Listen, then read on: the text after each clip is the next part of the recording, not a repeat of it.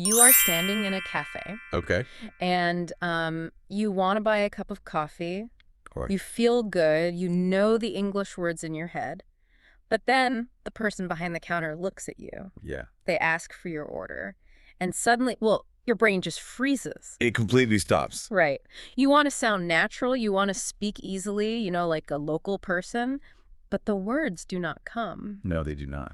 You feel like a robot. The words come out very, very slowly. Does this happen to you? It happens to almost everyone. Yeah. Oh, yeah. Everyone who learns a new language, you are definitely not alone. That is good to know. Because, when you feel like a robot, it can be very frustrating. Mm-hmm. But there's a reason why it happens. And, well, there's a way to fix it.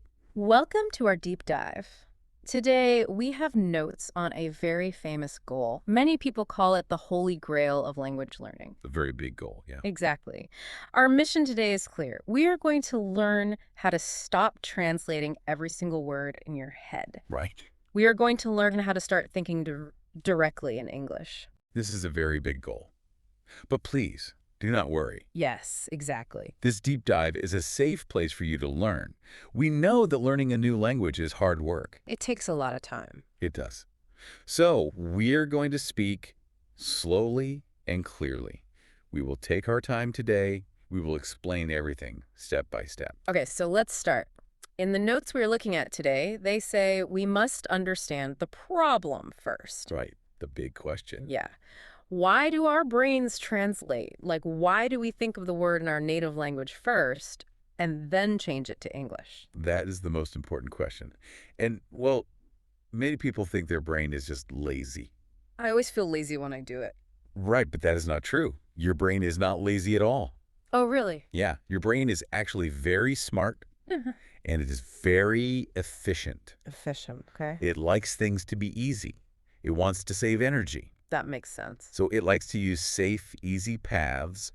And your native language is the easiest path.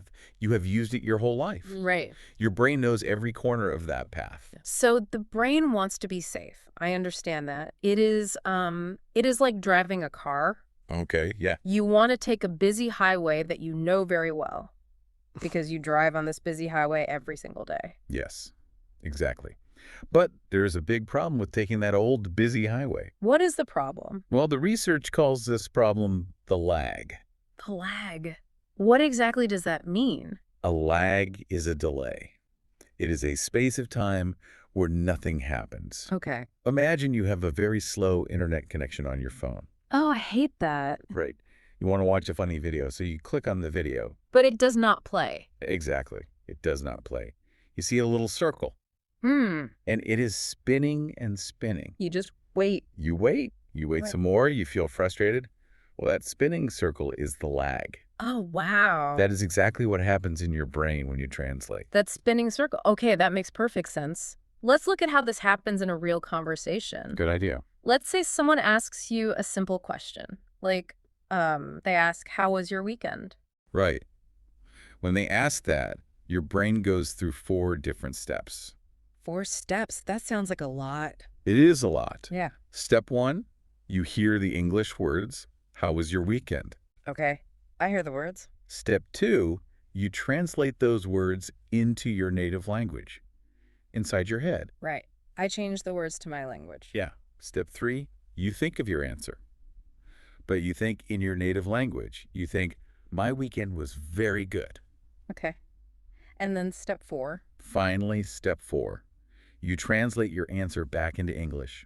Back to English. Wow. That is 4 long steps for one very short question. Yes. And I'm guessing that takes a lot of time. It takes way too much time because, well, by the time you finish step 4, the conversation is already gone. The other person is done talking. Exactly. The other person is not talking about the weekend anymore. They are talking about the weather. Or maybe their dog. And you were just left behind. Yeah. That sounds so stressful. I know that feeling very well. It makes you feel very tired. Oh, it makes you physically tired. Think of your brain like a battery in your phone. Okay. Your brain only has a certain amount of energy. When you use 2 languages at the exact same time, you drain the battery very fast. Because of the 4 steps? Yes. Yes. You use all your energy just trying to change the words. Yeah. That is why speaking English for just 10 minutes can make you feel like you need a long sleep. Okay. So the busy highway drains our battery. It makes us slow. Very slow. We need to tell the brain to take a new, faster road. We need the road where we just think in English. Right. But, I mean, we cannot build a new road in one day. How do we actually start doing this? You must start very small. Uh. Remember, your brain wants the easy path. Yeah, it wants to be safe. If we try to change too fast, the brain will be scared. It will panic. And run back to the busy highway. Exactly. It'll run right back. I see. So instead of trying to have a big, difficult conversation about politics or science, we do something simple. Very simple. What is the first step? Step one is this. Start small and name your worlds. Name your world. Yeah. You do this right when you wake up in the morning. Before you talk to anyone, you just start naming the simple things around you. Okay, walk me through this. How do I start naming my world tomorrow morning? Well, tomorrow morning, you wake up, you open your eyes, you look up. Okay. What do you see? You think the English word in your head. Ceiling. Just the word ceiling. Just the word. Then you look around the room, you see the light coming in, you think window. Window. You stand up, you look at where you slept, you think bed. Oh, wait. So I am not making big sentences. No big sentences. I am not thinking I'm getting out of my comfortable bed. I am just saying one single word. It's just one word. Then you walk into the bathroom, you pick up your things, you think toothbrush. It's toothbrush. You turn on the water, you think cold water. You go to the kitchen, you see your favorite morning drink, you think coffee. Or maybe you think tea. Coffee. Oh. Cup. Water. I really like this. It is very gentle. It is like putting sticky notes on everything in my house. You know, imagine little yellow sticky notes with English words on every single thing I own. Oh, that is a brilliant way to picture it. Yeah, you are putting English labels on your world. Just simple labels. And because it is just one word, your brain does not feel scared. It does not feel like hard work. Right. It is very easy to do. But every time you think coffee instead of your native word, you are putting one small brick on the new fast road. One small brick. Yes, you are building a new habit slowly. This sounds great. It is a very good first step. But I have a practical problem. Okay, what is it? Naming things is good for the early morning when I Uh-huh. am quiet, but then my day gets busy. Right. I leave my house. I have to move and do things. Real life is not just looking at objects. How do we add action? That brings us to step two. Life is about moving. Life is about doing things. So we must add verbs. We must add action. Okay. To do this, we use a really fun tool. It is called the narrator technique. The narrator technique. Okay, I know what a narrator is. Like when you watch a movie or listen to an audiobook, the narrator is the person who tells the story. Exactly. They tell you what is happening. Yes. For this step, you must become the narrator of your own life story. My own life story? Yeah. You tell the story of your day in your head. As you do things, you describe them to yourself in English. Can you give me a specific example? Let's say I am making breakfast. Perfect. You walk into the kitchen, you think in your head, now I am opening the fridge. Okay. Now I am taking out the eggs, now I am turning on the stove. You are watching a movie of yourself, Yeah. and the movie is entirely in English. Now I'm opening the fridge. Okay, I am trying this in my head right now, but wait. But I have a problem. What if I forget a word? Let's say I am cooking those eggs. I need the tool. the tool. The tool you use to turn the eggs over. What if I do not know the English word for it? Right. Do I stop my story? Do I go find my dictionary? No. Never stop. Never stop. That is the most important rule of the narrator technique. Everyone forgets words. Even native speakers forget words. That is true. If you stop and look for your native language, you go right back to the slow highway. I drained the battery again. Yes, you must stay on the fast road. But if I do not know the word for the tool, how can I finish my sentence? You describe it. Describe it. Yeah. You skip the exact word, and you use the simple English words you already know. Okay. You do not know the word spatula. That is fine. You just think, now I am using the flat spoon for the eggs. The flat spoon for the eggs. Wow, that is so simple. Yes, it is. Let's look at another example from the research notes. Okay. Let's say you want some cold milk. You walk to the big cold machine in your kitchen. But, oh no, your mind goes completely blank. I forget the word. You forget the word fridge. What do? Well, I do not stop. I describe it. So I think, now I am opening the cold box in the kitchen. Exactly. The cold box in the kitchen means the exact same thing as a fridge. By describing it, you keep the English gears turning in your brain.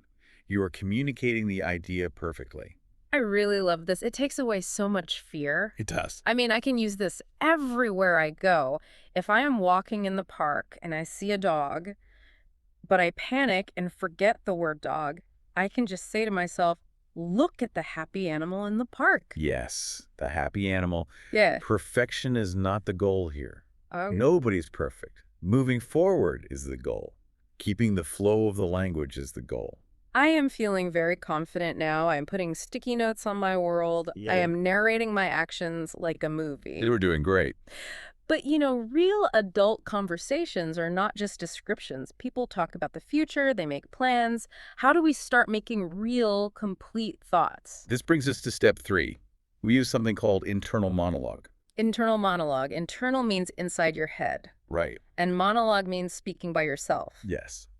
It is time to connect your actions into full sentences. You start to plan your day in your head. Planning my day in English. What does that sound like? Well, you are sitting on a bus, or maybe driving your car to work. You look out the window. Okay. You think to yourself, today I have a big meeting at 10 o'clock. Right. After the meeting, I will eat lunch with Sarah. Then I need to go to the supermarket and buy some vegetables. Today I have a meeting at 10. Then I will eat lunch. Yeah. Those are real, full sentences. It is like having a practice partner. But this practice partner lives inside my head. That is exactly what it is. You are your own practice partner. And, well, the best part about this partner, What is that? there is absolutely zero pressure. It is a completely safe space. Zero pressure. Because no one else can hear me. Exactly. When you talk to yourself in your head, nobody is listening. Nobody is judging your grammar. Right. Nobody will say, hey, you used the wrong verb tense. Yeah. If you make a mistake, it does not matter at all. That is so freeing. I can plan my whole adult life with this partner. You really can. I can think about paying my bills or cleaning my house or calling my mother. I can do it all in English. Yes.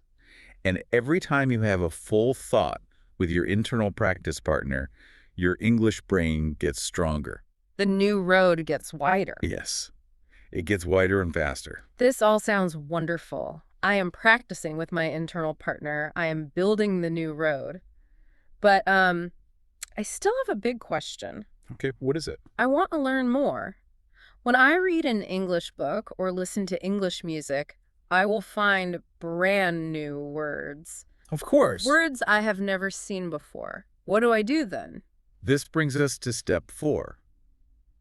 When you find new words, you must follow one very strict rule. A strict rule. Okay. This is the biggest rule for success if you want to think in English. You must stop using bilingual dictionaries. Wait, stop using bilingual dictionaries completely. Yes. A bilingual dictionary is the one that shows the English word on one side and my native language word on the other side? Right. You want me to throw it away? Yes. You must stop using it for your daily learning. If you need to look up a new word, you must use an English-to-English dictionary. I have to admit, that sounds a little scary. Let me push back on this. Okay, go ahead. What if it is an emergency? What if I get an important letter from my bank or a medical paper from my doctor? Right. If I do not understand a word, isn't an English-to-English dictionary too hard? I might make a big mistake with my money or my health. Oh, that is a very fair point. Oh. For real-life emergencies or important legal papers, of course you can use your native language. Okay, go. You need to be safe. But we are talking about training your brain. Yeah. When you are studying or reading a book for fun or practicing, you must stay in the English zone. The English zone. Yes. Remember the slow, busy highway? Yeah, my native language. Exactly.